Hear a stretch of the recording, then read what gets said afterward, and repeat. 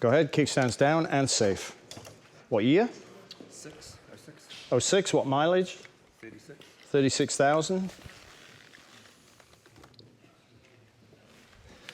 Extremely pretty, untouched gold caps. I don't see a tool mark on there. Ruh-roh.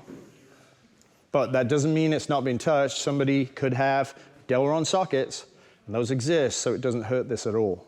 So there's a possibility it has been changed. Did you buy it new? I did. Has it been changed? Okay. But now comes the other question. How long was it sitting? Did you leave it for an extended period of time and then came back to it? Okay, so at that point, is the oil actually that old? If it's sat, this is not oil, it is magic oil, it's synthetic. So it's not traditional oil where it disappears and degrades and does all kinds of shitty stuff. So depending where we end up on the settings, this might actually still be fine. So again, that step back, ask the questions, find out the information, then approach the problem. Average length of ride? Hour? Okay, take a seat.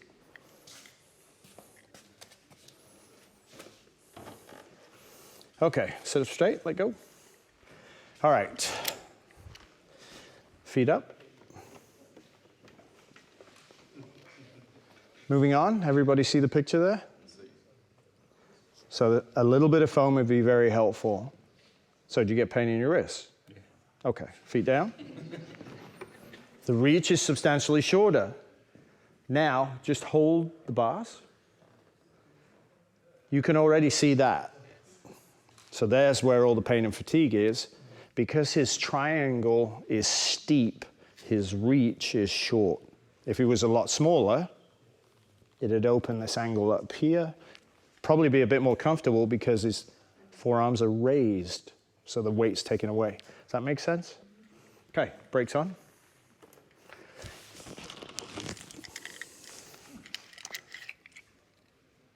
Nobody gave him a round of applause. What's wrong with you? Honest. He is, to a fault. 90. Nobody's bollocked me yet. Interesting.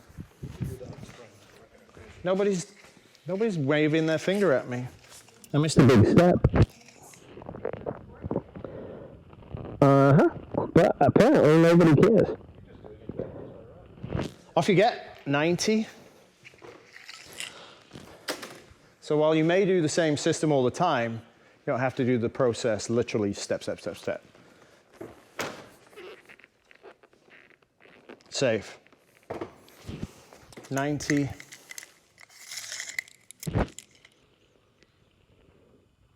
30. So 40 in the back.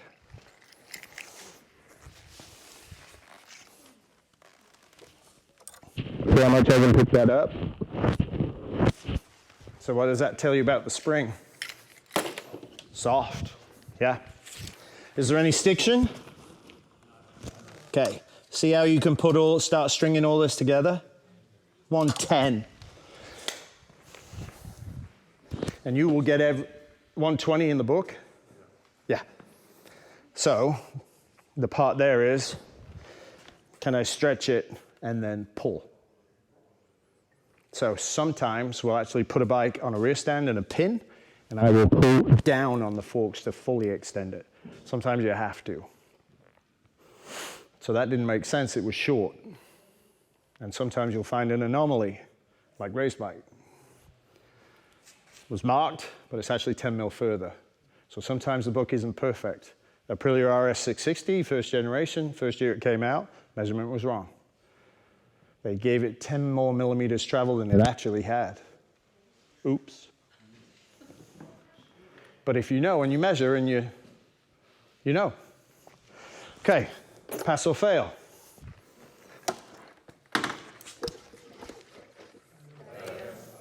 Okay, now we have 2 sets of screws. So these had better be in exactly the same position, right? So half, 1, half, 1 1/2. 1 3/4. Now, the important part is it the same range in both? And they should be 3.5. They've been worked on. See? Can't have, can it? 1/2, 1, 1/2, 2, 1/2, 2.5. And you bought it brand new? Did it ever go in for service that you know of on the forks? It's been a long time. Right, so at that point, did it always go back to the same place? Yeah, to start with. Or,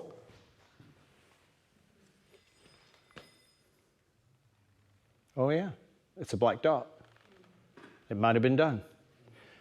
One of the key things that goes wrong with the fork service on the rebound is that you originally took it in with 3.5 and you might get 2 and 3. Take a screwdriver. Are you getting the correct range back? So in this case, we've not got what we should have, but if we start from all the way off, when you look across, are those adjusters the same height?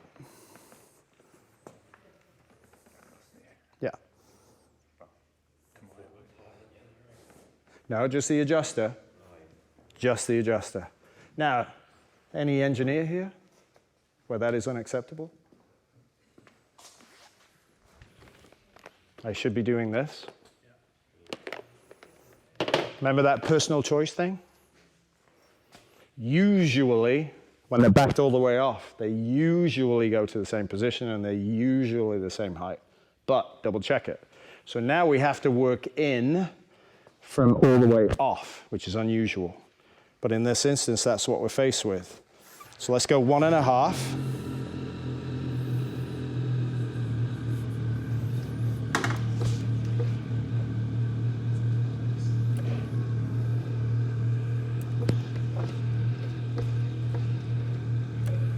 Good A. All right, well, maybe that was too much. Let's take a 1/2 turn out. Pass or fail? Thank you. You're all supposed to be experts by now. All right, so let's put a 1/4 turn in.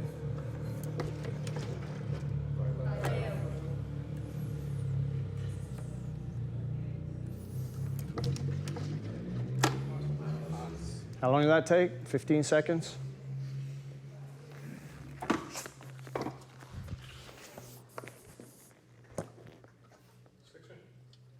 Or?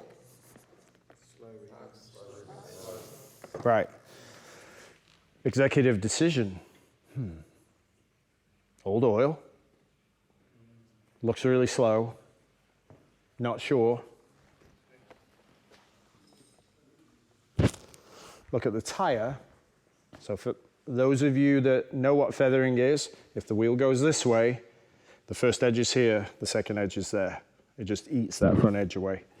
And that's feathering. And that tells you that the rebound setting is too fast. It is by far 95% of tire wear, front and rear. If you want a really good example, because I destroyed my rear tire for your visual satisfaction, you can go look at it. But in this instance, the tire says too slow, but we have a lava lamp. So I will defer to the tire and take a 1/2 turn in.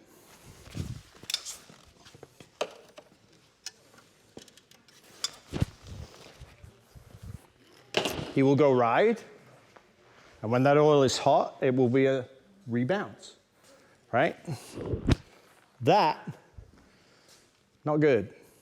Did you wheelie?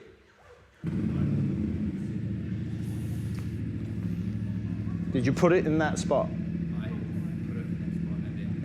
Okay, so that's a false positive, agreed?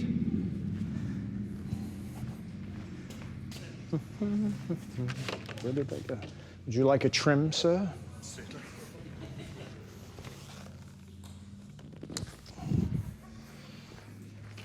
So now we have to start again. Go ride, where does it go? Warm it up, 15 minutes, where is it? Now if those adjusters were off, should I be checking down there? You lot don't care very much, do you? I want to know. Okay. Half, 3/4 of half 1, half 2, half 3, half 3/4 of 3 1/2. That's a long way in. There's the potential that that spring is too soft in its setting for preload, but we don't know that yet. These adjusters, remember the range discussion with the rebound on that bike? These only work at 1 1/2 from maximum in. Outside of that, you're wasting your time. You were at 3/4, so I'm going to go to 1. I'm going to check this side. If that goes down, then that fork preload has to go in 3 turns, just like the other bike, and test it, reset and test. Yep, perfect. Okay.